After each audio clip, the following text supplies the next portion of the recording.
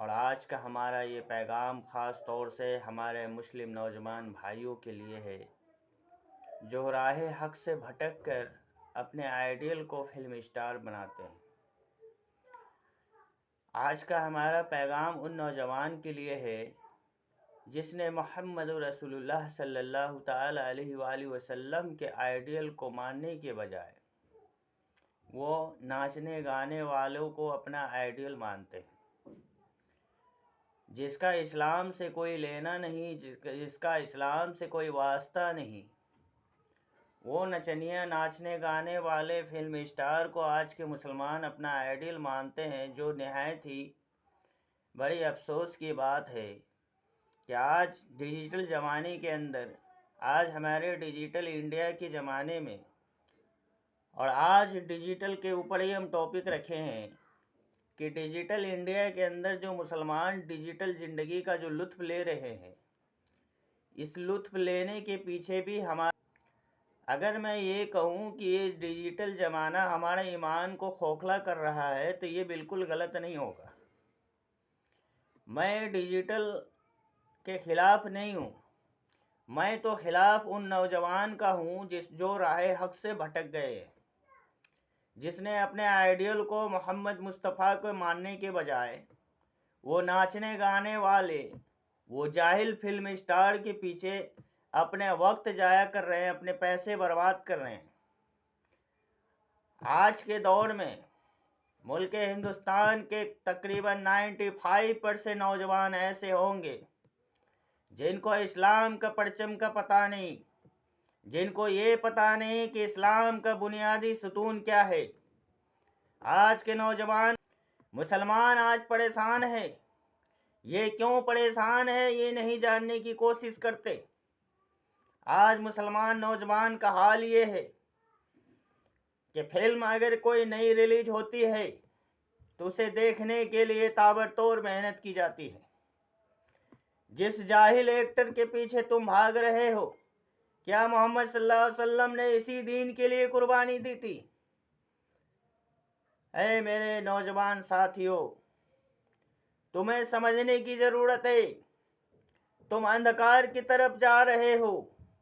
तुमने रोशनी वाले सड़कों को छोड़कर अंधेरे सड़क को पकड़ने की कोशिश कर रहे हो, और बिल यकीन तुम अंधेरे की गुफा में तुम जा चुके हो और तुम्हें समझ नहीं आ रहा। नाकाम इंसान वो है, नासमझ इंसान वो है जो रोशनी को छोड़कर अंधेरे की तलाश करता है। अंधेरों में जाना शयातीन का काम है। अंधेरों में शयातीन रहते हैं, मुसलमान नहीं रहते।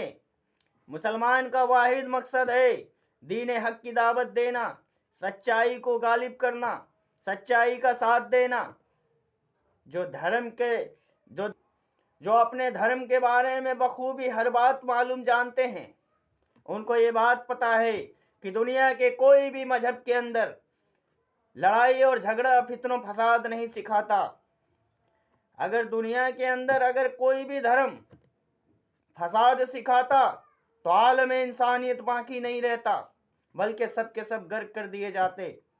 मैं आज के नौजवान मुसलमान से ये अपील करता हूँ, और बड़ा निहायत ही अफसोस के साथ मुझे ये कहना पड़ता है कि आज के मुसलमान, जिसको अल्लाह ने जवानी दिया है, जिसको अल्लाह ने माल और दौलत दिया है, जिसको अल्लाह ने तंदुरुस्ती और सेहत अता किया है, आज वो नौजवान ये नाचने गाने वाले जाहिल हीरो के पीछे अपना वक्त और पैसा बर्बाद कर रहे हैं। इनको अपना आइडियल मान रहे हैं। ये नचनिया, ये गवैया को अपना आइडियल मान रहे हैं। अगर तुम्हें आइडियल ही मानना है तो असहाबे कहफ को अपना आइडियल मानो, मोहम्मद रसूलुल्लाह सल्लल्लाहु अलैहि वसल्लम को अपना आइडियल मानो, हदीस को अपना आइडियल मानो, कुरान से सीखो, कुरान को समझो, नमाज पढ़ो, ज़कात दो, हज दो, रोज़ा करो, हज करो, नेक आमाल करो, तकवा अख्तियार करो, तब तुम्हारी कामयाबी होगी, वरना तुम हलाक कर दिए जाओगे। तुम अंधकार की तरफ जा रहे हो। तुम्हें सारी क्या मजाल मैं तुम्हें समझा सकूं। हमारे बड़े बड़े इल्मदार जब तुम्हें नहीं समझा सके तो हम तुम्हें क्या समझाएं। इनके मुसलमानों का ये हाल है।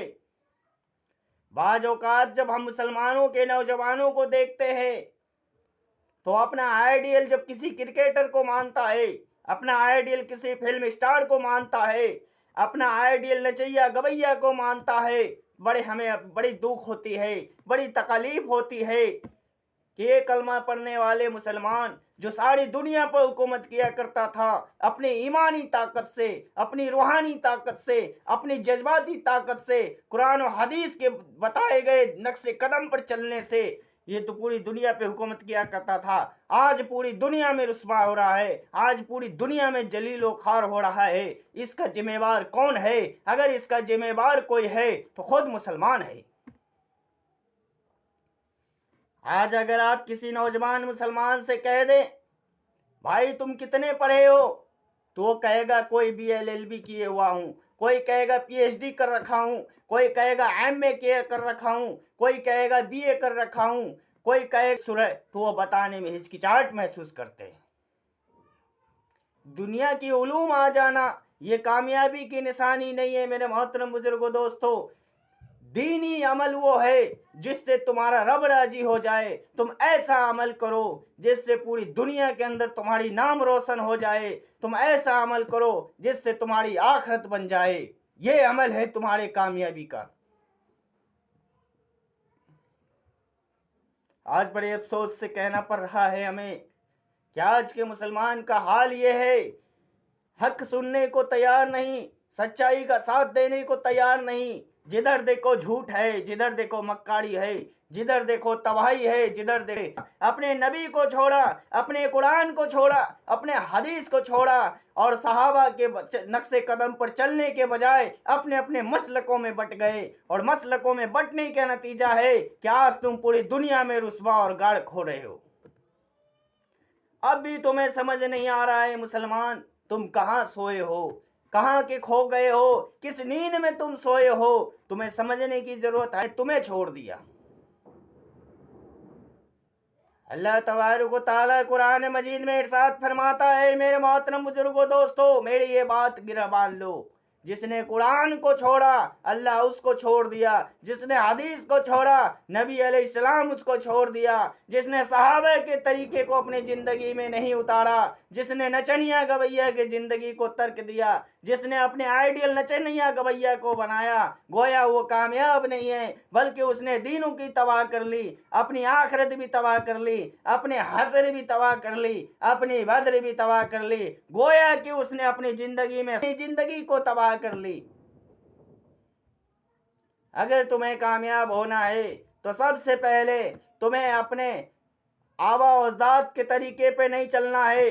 अगर तुम कामयाब होना चाहते हो तो तुम दुनियावी तालीमात को हासिल करो। बेशक मैं शेख मोहम्मद तालीम दुनियावी तालीमात का बायकआउट नहीं करता, मैं दुनियावी तालीमात सीखने से तुम्हें नहीं रोकता।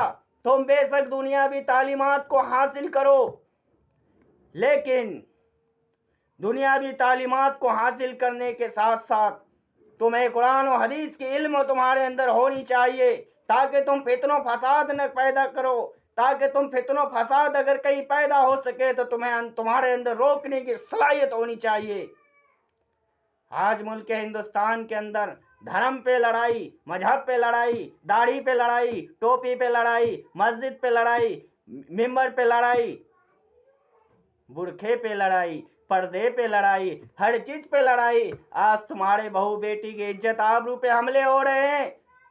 ये तुम्हारे बेदीनी का नतीजा है, ये तुम्हारे कल्ब से ईमान चले जाने का नतीजा है। जब तक तुम्हारे कल्ब के अंदर ईमान था तब तक दुनिया तुम्हारी गुलाम थी। जब तुम्हारे सीने से ईमान निकल गया दुनिया तुम्हें दबाएगी, धसाएगी, तबाह कर देगी।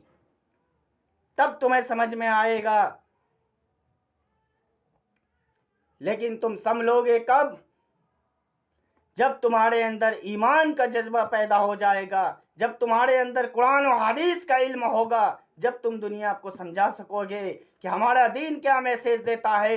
दुनिया का कोई भी मजहब फितना फैला रहे हैं, जो लोग भाई भाई को लड़ा रहे हैं, उसका अंजाम तुम्हारे सीने में ईमान होगा, तुम कभी तबाह नहीं होगे। तुम्हारे कल्ब में जब तक ईमान रहेगा तुम कभी रुस्वा नहीं होगे। कुरान तुम्हारे घर में है, तुम परेशान हो, हदीस तुम्हारे घर में है, तुम लाचार हो, आखिर तुम क्यों हो। मुराद हमारा ये है कि हमारा दीन हमें क्या सिखाता है। हमारा दीन हमें इत्तेहाद सिखाता है, हमारा दीन हमें मोहब्बत सिखाता है।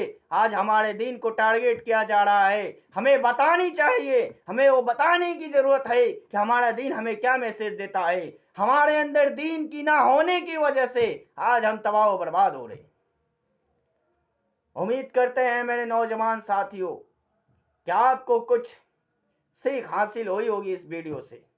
वाखिर दावाना अनिल हम्दुलिल्लाहि रब्बिल आलमीन।